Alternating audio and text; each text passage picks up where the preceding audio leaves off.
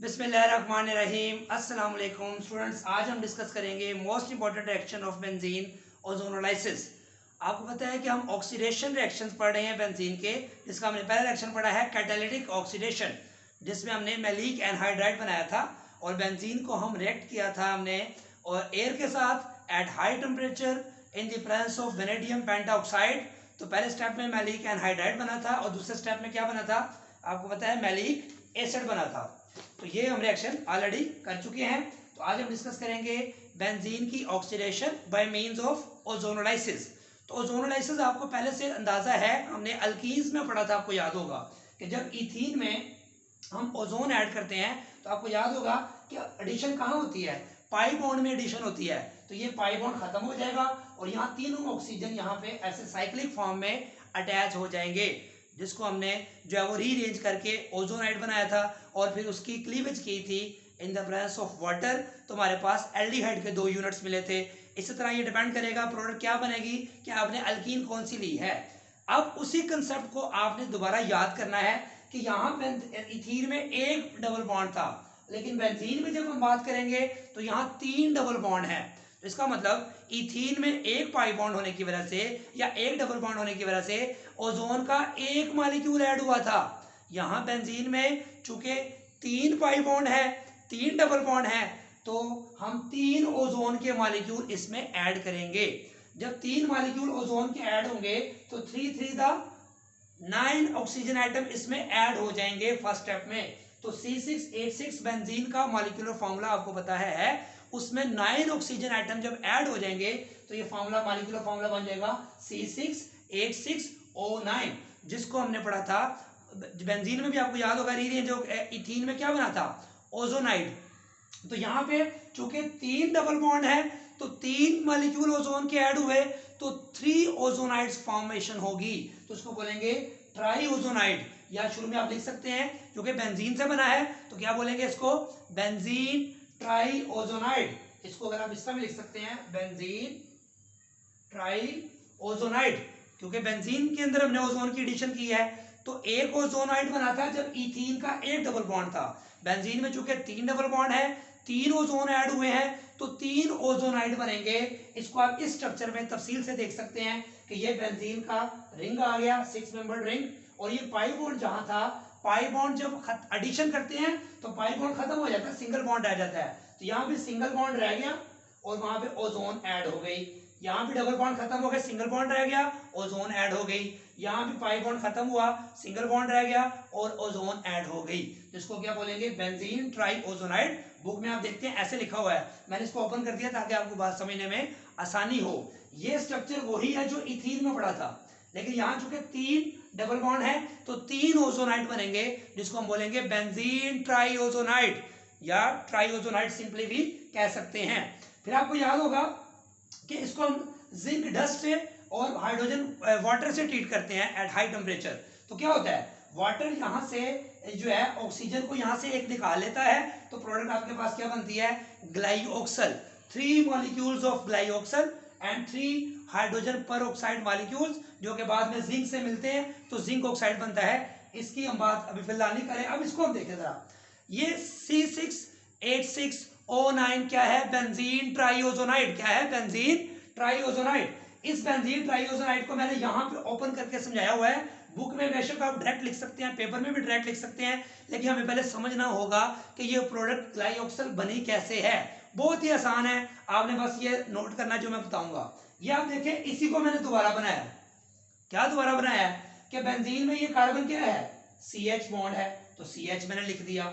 ये कार्बन भी CH है, वो लिख दिया। इस कार्बन को भी CH कहते हैं, CH, क्योंकि कार्बन का जब हम जो स्केलेटन बनाते हैं, जब ये स्ट्रक्चर लिखते हैं, इस स्ट्रक्चर को जब एटम के स्ट्रक्चर में कन्वर्ट करते हैं तो कार्बन है, हर कॉर्नर पे कार्बन है, एक हाइड्रोजन, कार्बन हाइड्रोजन। ये पता है आपको, बेंजीन में ऐसे ही होता है कि बेंजीन में 6 मेंबर्ड रिंग ऑफ कार्बन होता है, 6 मेंबर्ड रिंग ऑफ कार्बन, और every carbon has 1 hydrogen. Her carbon के पास एक हाइड्रोजन होती है बेंजीन में, ये आपको सारों को पता है। लेकिन सिर्फ यहां से पाई बॉन्ड खत्म हुआ, यहां से पाई बॉन्ड खत्म हुआ और वहां ओजोन ऐड कर दी। यहां पे पाई बॉन्ड खत्म हुआ, ओजोन ऐड कर दी। यहां पे पाई बॉन्ड खत्म किया, ओजोन ऐड कर दी। और हमने कुछ भी नहीं किया। तो ये बेंजीन का स्ट्रक्चर ही है, CH CH CH CH। क्या होता है, CH CH बॉन्ड होते हैं सारे, लेकिन एक डबल एक सिंगल, एक डबल एक सिंगल होता है। यहाँ डबल था नहीं रहा, यहाँ डबल था नहीं रहा, यहाँ डबल था नहीं रहा। कहाँ के, क्योंकि हमने ओजोन ऐड कर दिया है। जब एडिशन रिएक्शन होता है बेंजीन में, जब हाइड्रोजन ऐड की थी हाइड्रोजनेशन में, तो पाई बॉन्ड खत्म हो गए थे, साइक्लोहेक्सेन बन गया था। इसी तरह यहाँ भी हमने ओजोन ऐड कर दी, पाई बॉन्ड खत्म। तो यहाँ तक देख लें पहले, ये C6H6O9 बेंजीन ट्राईओजोनाइड का ये ओपन स्ट्रक्चर है, जिससे आपको समझ आएगी कि ग्लाइऑक्सल कैसे बना है। ये एल्डिहाइड के 2 यूनिट कहाँ से आ गए हैं, इसको हमने सीखना है। अब देखिए जरा, अब बेटा इसको समझने के लिए आपने ये याद रखना है कि ये बॉन्ड आपने यहां से ब्रेक करना है, ऐसे यहां से ये बॉन्ड, पहले एक बार समझ ले। अब जब ये बॉन्ड यहां से टूटा, तो इसका मतलब इस कार्बन और इस कार्बन के दरमियान कोई बॉन्ड नहीं रहा। सेम इसी तरह ये बॉन्ड ऐसे ब्रेक होगा, ऐसे, और ये ऐसे। इसका मतलब इस कार्बन के दरमियान मैंने बॉन्ड खत्म कर दिया, इस कार्बन के दरमियान भी मैंने बॉन्ड खत्म कर दिया। सेम यहां पे भी ऐसे होगा, इस कार्बन से इस CH और इस CH का बॉन्ड आपस में खत्म हो गया। अच्छा, अगली बात, जब ये बॉन्ड यहां से खत्म हुआ, लेकिन यहां तो खत्म नहीं ना हुआ, जो सिंगल बॉन्ड था वो रिटेन रहेगा, बरकरार रहेगा। ये सिंगल बॉन्ड बरकरार रहा, ये सिंगल बॉन्ड भी बरकरार रहा। ये बात इंपॉर्टेंट बस याद रखनी है आपने, कि पहले आपने एडिशन कर लेनी है, CH CH CH सारे सिंगल बॉन्ड लगा के, लेकिन जहां एडिशन हुई है वहां ऐसे बॉन्ड क्लीवेज करनी है, इनको ऐसे लैदा करना है कि जब ये बॉन्ड खत्म हो जाएगा, ये बॉन्ड भी खत्म हो गया, ये बॉन्ड भी खत्म हो गया, लेकिन जहां पे एडिशन नहीं हुई, जहां कार्बन कार्बन सिंगल बॉन्ड था, वो कार्बन कार्बन सिंगल बॉन्ड बरकरार रहेगा, रिटेन रहेगा, उसको कुछ भी नहीं होगा। क्योंकि पहले पाई बॉन्ड कैसे खत्म हुआ, क्योंकि ओजोन ऐड हो गई। फिर अगला सिंगल बॉन्ड भी खत्म हो गया, क्योंकि यहाँ क्लीवेज हो गई। अच्छा, ये क्लीवेज होने से पहले मैंने आपको ये समझाया कि यहाँ बॉन्ड खत्म हो गया। अच्छा, जब खत्म हुआ ये बॉन्ड, तो इधर से भी बॉन्ड खत्म हुआ, ये ऑक्सीजन यहाँ से निकल गया, ये ऑक्सीजन इस वाटर से मिलेगा, एक वाटर से, तो बनाएगा H2O2। ये ऑक्सीजन यहाँ से निकलेगा, इस दूसरे वाटर से मिलेगा, क्या बनाएगा, H2O2, दूसरा बन गया। ये ऑक्सीजन इस वाटर तीसरे से मिलेगा, तो बनाएगा H2O2, कितने बने, 3H2O2। तो ये ऑक्सीजन यहाँ से निकल के तीनों, इनकी बात हम नहीं कर रहे। अब ये ऑक्सीजन और ये कार्बन के दरमियान, क्योंकि ये इधर से भी बॉन्ड टूट गया इस ऑक्सीजन का, इधर से भी टूट गया, तो जब इधर से भी टूट गया, इधर से भी टूट गया, इसकी वैलेंसी भी एक कम हुई, इसकी भी एक वैलेंसी कम हुई, तो ये आपस में डबल बॉन्ड बनाकर अपनी वैलेंसी को पूरा करेंगे। तो यहाँ उसने C डबल बॉन्ड O बना लिया। सिर्फ इस तरह इस ऑक्सीजन के साथ भी ऐसा ही हुआ कि एक बॉन्ड यहाँ से कम हुआ, एक बॉन्ड यहाँ से कम हुआ, ये इलेक्ट्रॉन और ये इलेक्ट्रॉन आपस में इधर आकर डबल बॉन्ड बना लेंगे, तो C double bond O। Same इसी तरह यहाँ भी ऐसे होगा, एक इलेक्ट्रॉन इसका इधर, इसका एक इलेक्ट्रॉन इधर, C डबल बॉन्ड O, ये वाला बन गया। यहाँ भी ये इलेक्ट्रॉन इधर, ये इलेक्ट्रॉन इधर, C डबल बॉन्ड O, यहाँ भी बन गया। ये वाला इलेक्ट्रॉन इधर, ये इलेक्ट्रॉन इधर, डबल बॉन्ड यहाँ भी बन गया। तो यहाँ भी ये इलेक्ट्रॉन इधर और ये इलेक्ट्रॉन इधर, तो डबल बॉन्ड।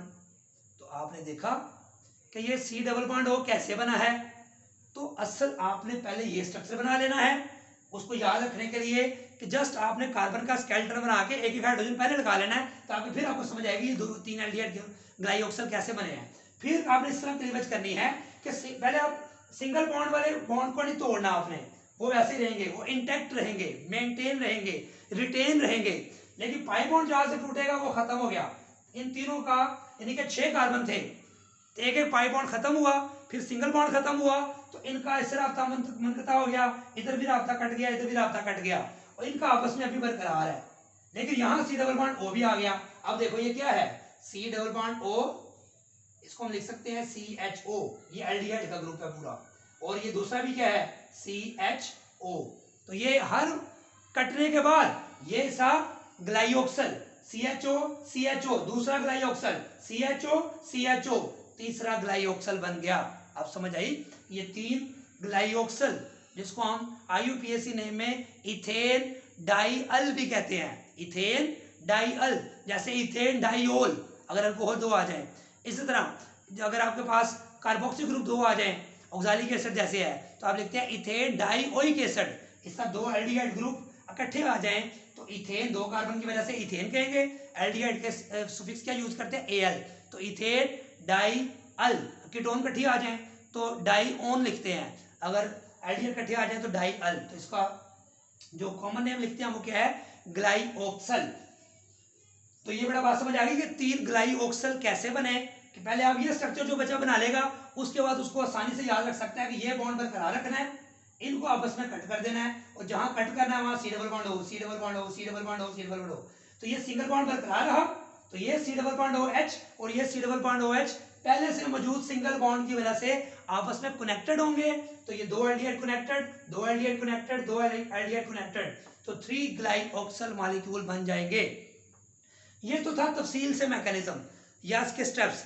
अगर एक बच्चा कहता नहीं सर मैं डायरेक्ट याद रखना चाहता हूं, इससे डायरेक्ट प्रोडक्ट मुझे बताएं, कोई तरीका है ऐसा? बेटा इसका भी तरीका है। आपके सामने मैंने ये दोबारा लिख दिया है बेंजीन का स्ट्रक्चर, आप देख सकते हैं CH double bond CH single bond CH double bond. Benzene में आपको पता है 6 मेंबर रिंग होता है, हर डबल बॉन्ड के बाद एक सिंगल बॉन्ड होता है, हर कार्बन के पास एक एक हाइड्रोजन है।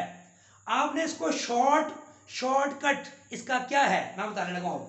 आपने क्या करना है, शॉर्टकट में इसको यहां से ब्रेक कर देना है, यहां से इसको भी ब्रेक कर देना है, और यहां से इसको भी आपने ब्रेक कर देना है। क्या मतलब, वही बात जो यहां पे मैंने कहा था ब्रेक कर देना है।